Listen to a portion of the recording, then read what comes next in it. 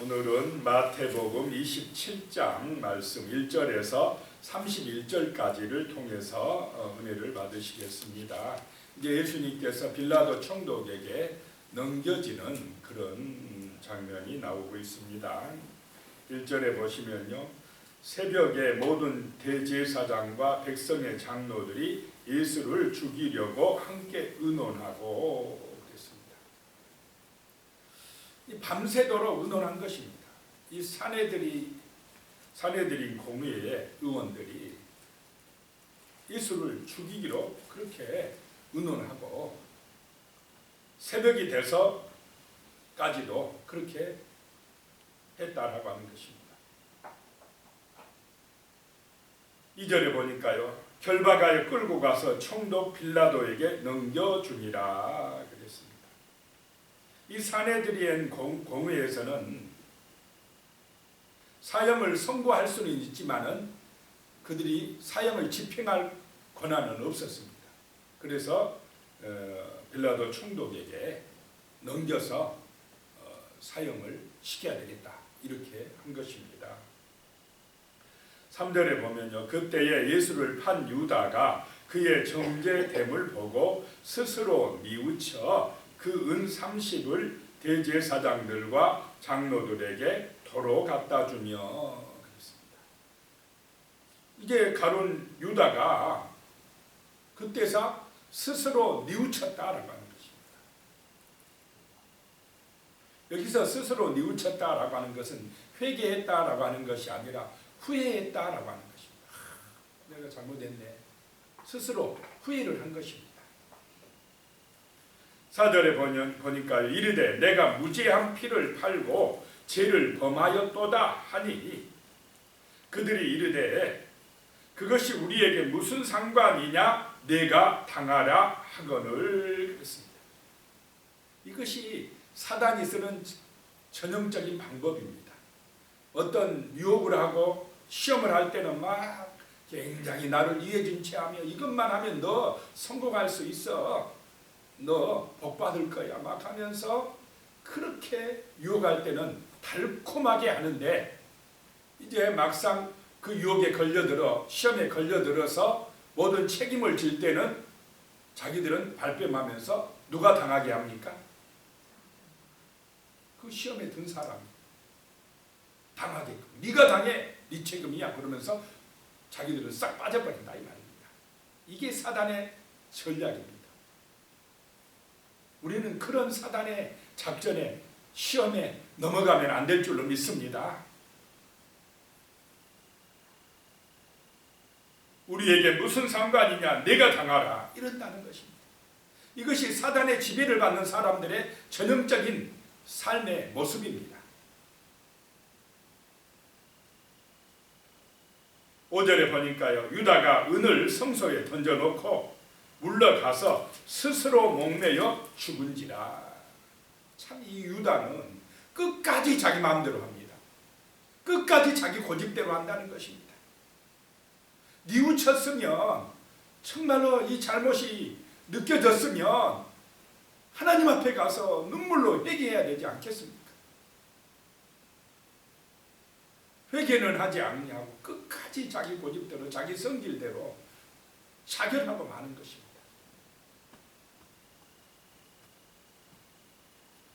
6절에요, 대제사장들이 그 은을 거두며 이르되 이것은 핏값이라 성전고에 넣어둠이 옳지 않다 하고,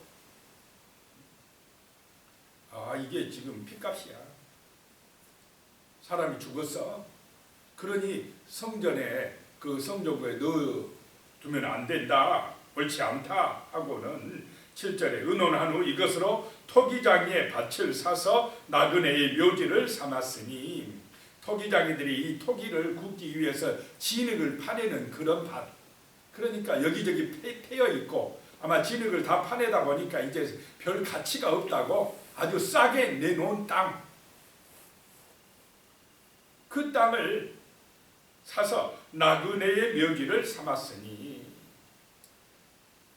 6월절 명절이기 때문에 사람들이 많이 오다가 왔는데 또 그러다가 죽은 사람도 발생하는데 멀리 자기 고향을 떠나와서 갑자기 죽은 사람들은 어디 부모도 없고 가족도 없으니까 어디 묻어둘 만한 장소가 없었습니다. 그러니까 그런 사람들을 위한 나그네 묘지를 하자라고 예수님을 판값으로 그 토기장의 밭을 샀다 하라고 하는 것입니다.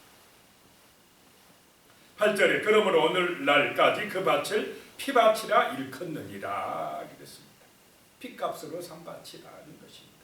9절에 이에 선지자 에레미야를 통하여 하신 말씀이 이루어졌나니 일렀으되 그들이 그 가격 매겨진 자 곧 이스라엘 자손 중에서 가격 매긴 자의 가격 곧 은 30을 가지고 10절에 토기장의 밭값으로 주었으니 이는 주께서 내게 명하신 바와 같으니라 하였더라. 그 토기장의 밭을 사서 나그네 묘지를 산 것도 구약의 말씀대로 에레미야 선지자의 그 예언대로 되었다라고 하는 것입니다. 작은 것 하나까지도 주님은 철저하게 말씀대로 이루시고 가신 분인 줄로 믿으시기 바랍니다. 11절에 보면요, 예수께서 총독 앞에 섰음에 총독이 물어 이르되 내가 유대인의 왕이냐? 예수께서 대답하시되 내 말이 옳도다 하시고,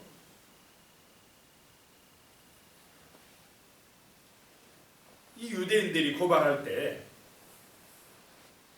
그 제목 중에 하나가 이 예수가 유대인의 왕이라고 그런다, 자칭 왕이라고 그런다 라고 고발을 했습니다. 왕이라고 하는 것은 로마법에 의하면 정치범으로 이거는 몰리는 것입니다. 로마 황제가 있는데 어떻게 왕이 자기가 왕이라고 할 수 있어? 라고 하는 문제가 발생을 하는 것입니다. 그래서 총독이, 빌라도 총독이 내가 유대인의 왕이냐 진짜 맞아? 라고 물어본 것입니다. 예수님이 내 말이 옳도다 그냥 그 말에 대한 대답을 하고 있습니다. 12절에요. 대제사장들과 장로들에게 고발을 당하되 아무 대답도 아니하시는지라 그랬습니다. 억울하게 고발당하면 총독 앞에 서면, 재판정 앞에 서면 나도 나를 변호하고 할 말이 많을 수가 있지 않겠습니까? 그런데 예수님은 아무 대답도 하시지 아니했다라고 하는 것입니다. 왜 그렇겠습니까? 예수님은 아버지의 뜻대로 되어지고 있는 것을 아시기 때문에 아무 말씀도 하지 않습니다. 그 고발하고 지금 십자가에서 이제 죽어지는 것까지도 다 하나님 아버지의 뜻이기 때문에 되어지는 것이지, 그 사람들이 막 고발하고 막 정죄하고 그래서 된 것이 아니다라고 하는 것을 아시기 때문에 아무 말씀하지 않습니다. 그냥 그 고난을, 그 십자가를, 그 고통을 그대로 받아들이는 것입니다. 누구의 뜻이기 때문에 받아들입니까? 아버지의 뜻이기 때문에 받아들이는 것입니다. 겟세마네 동산에서 간절하게 기도하실 때 하나님의 마음이 느껴졌습니다. 이 잔을 할 수만 있으면 옮겨지게 해달라고 했지만 아버지는 어떻습니까? 그 잔이 예수님 자신이 져야 될 잔이라는 걸 알게 하셨기 때문에 이제 더 이상 그런 기도도 하지 아니하고 자신을 변호하지도 아니하시는 것입니다. 아버지의 뜻대로 순종함이 그것이 정말 우리의 사명이고 우리의 길인 줄로 믿습니다. 13절에요. 이에 빌라도가 이르되 그들이 너를 쳐서 얼마나 많은 것으로 증언하는지 듣지 못하느냐 하되, 고발하는 사람들은 그렇게 억지로 거짓 증거까지 찾아내면서 예수님을 비방하고 고발하는데 막상 고발당하는 예수님은 아무 말씀도 없으시다는 것입니다. 14절에요. 한마디도 대답하지 아니하시니 총독이 크게 놀라더라 는 것입니다. 살려달라고 사정하지 아니했다는 것입니다. 15절에 명절이 되면 총독이 무리의 청원대로 제수 한 사람을 놓아주는 전례가 있더니 16절에 그때 바라바라 하는 유명한 죄수가 있는데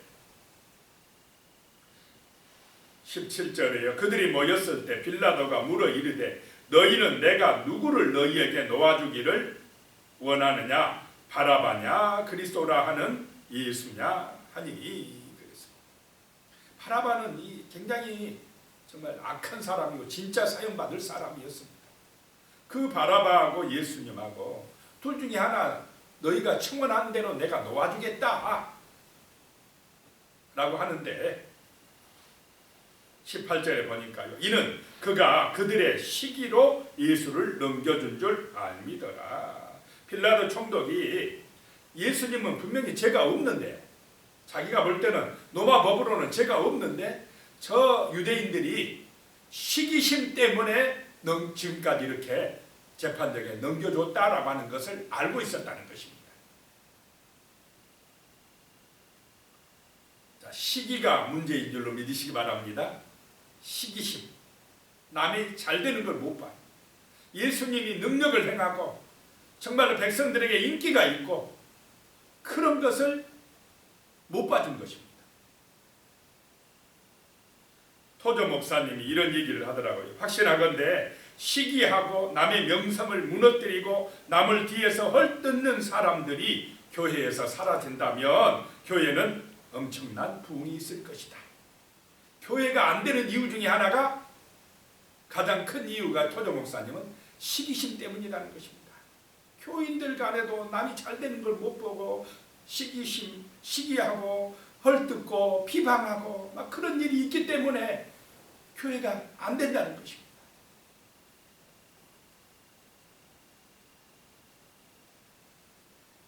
자, 이런 것만 없어지면 교회가 붕될 것이다. 빠른 시일에 붕될 것이다. 이런 말을 했습니다. 자, 이런 시기심을 가진 사람, 하나님의 아들 예수가 오셔가지고 하나님의 능력을 하고 능력을 행하고 하나님 나라를 전하는데 이 대제사장이나 장로들이 협력을 해야 됩니까? 그걸 시기해서 죽여야 됩니까?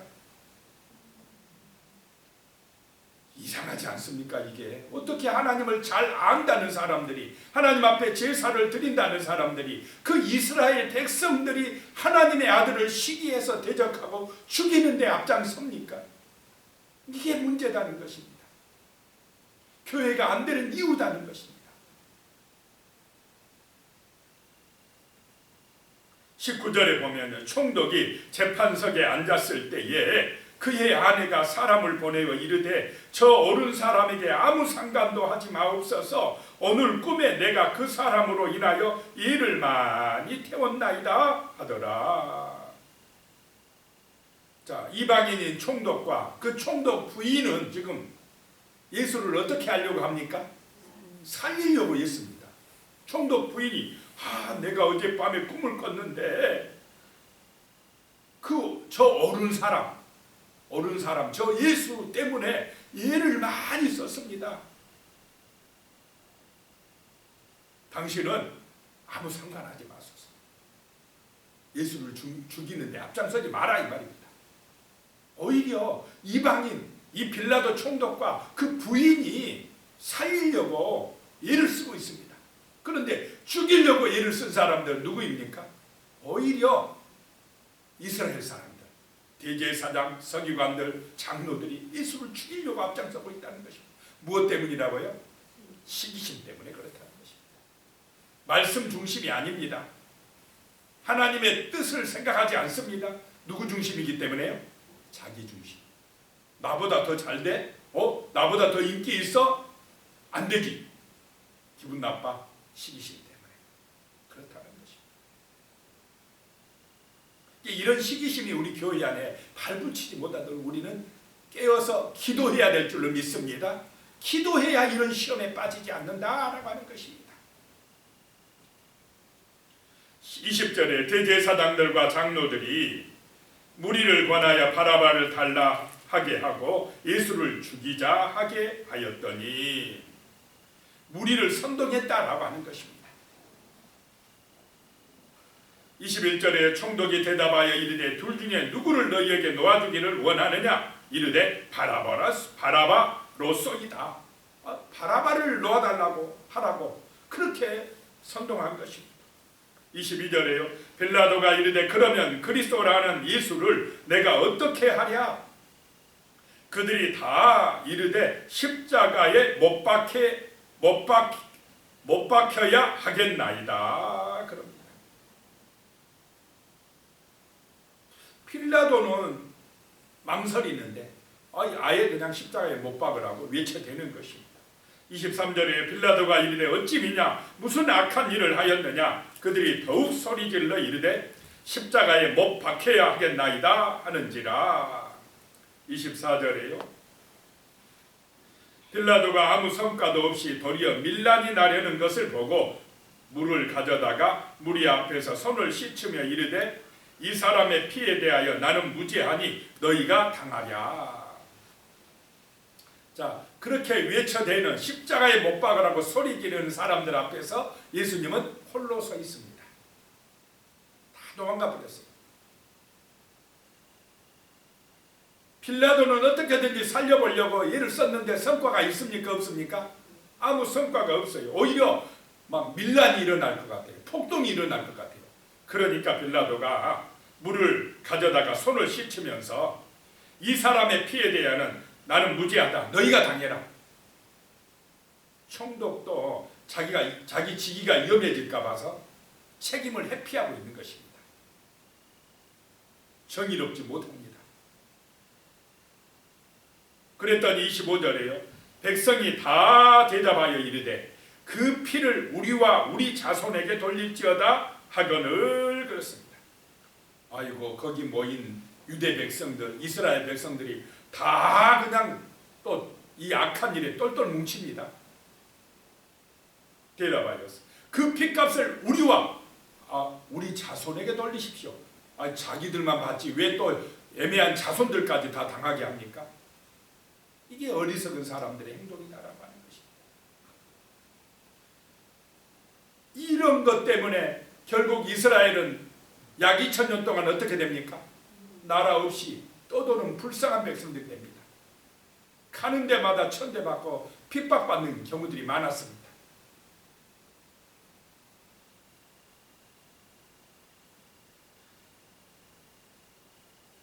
이 이스라엘 백성들이요 사탄의 동조자들이 된 것입니다. 하나같이 하나님의 아들 예수님을 대적하고 있는 것입니다. 이방인인 빌라도보다 더 못한 것입니다. 자, 하나님의 백성이라고 하는 사람들이 기도 안 하면, 성경 모르면 이렇게 더 하나님을 대적할 수도 있다라고 하는 것입니다. 세상 사람보다 더 악해질 수도 있다라고 하는 것입니다. 자칫하면 더 사단에게 힘들어간다는 것입니다. 이렇게 되지 않도록 정말로 교회 다니는 사람들은 더 깨어서 기도해야 될 줄로 믿습니다. 껍데기 신앙을 이용해서 하는 이 마귀가 제대로 예수를 안 믿으면 오히려 우리가 사단에게 이용당할 수가 있다라고 하는 것입니다. 26절에 이에 바라바는 그들에게 놓아주고 예수는 채찍질하고 십자가에 못 박히게 넘겨주니라. 27절 이에 총독의 군병들이 예수를 데리고 관정 안으로 들어가서 온 군대를 그에게로 모으고 28절이에요. 그의 옷을 벗기고 홍포를 입히며, 홍포는 자색 옷으로 주로 왕들이 입는 옷인데 이제 예수가 유대인의 왕이라 하니까 조롱하려고 그 붉은 망토를 그냥 입힌 것입니다.